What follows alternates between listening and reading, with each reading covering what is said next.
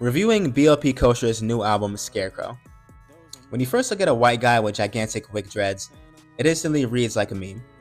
But as soon as you start to hear Kosher rap, you can tell that his goal is to show that his appearance has nothing to do with how seriously he takes his artistry.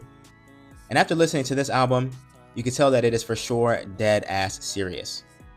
Ever since he dropped Violent Lullaby with Young Lean, my view on what BLP could do had changed drastically. I would say that my expectations were raised as he showed that he had a different bag from stuff like the Knack 3 and the Florida Chief Keefy type stuff he had been known to do to that point.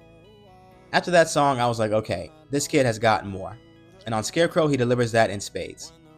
Scarecrow is very far from a bunch of special Ks. There's a lot of variety and risk taking, combined with his staple bar focused rapping, as well as hard stuff like Special K and cool melodies from Violent Lullaby.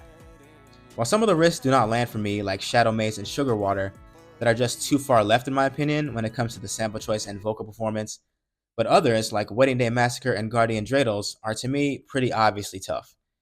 This album has cloud rap influence from Young Lean on tracks like Wedding Day Massacre and Guardian Dreidels, old school 2011 drill from Chief Keef on tracks like Lady Godiva, trap metal on Sawdust with Zillakami, lyrical spitting over an ill soul sample on Champagne Humor, and even pop stuff like on Broken Statue, while still satisfying his original fan base with records like Pub Sub, Same Hat, and Skidoo.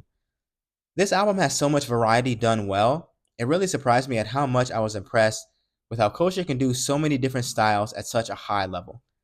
In a way, it reminded me of how XXXTentacion was so good at the lyrical rapping, and so good at the screamo distorted stuff, and so good at the poppy sad boy melody stuff. Maybe not quite to that level, but in my opinion, pretty damn close. Standouts for me are Hourglass, Pub Sub, Champagne Humor, Wedding Day Massacre, Guardian Dreidels, and Lady Godiva. After listening to Scarecrow, I would say that BLP Kosher is one of my favorite young artists, and I will be expecting some shit to blow me away every time, just like how this album did. Scoring BLP Kosher's Scarecrow an 8.7 out of 10. Too sick.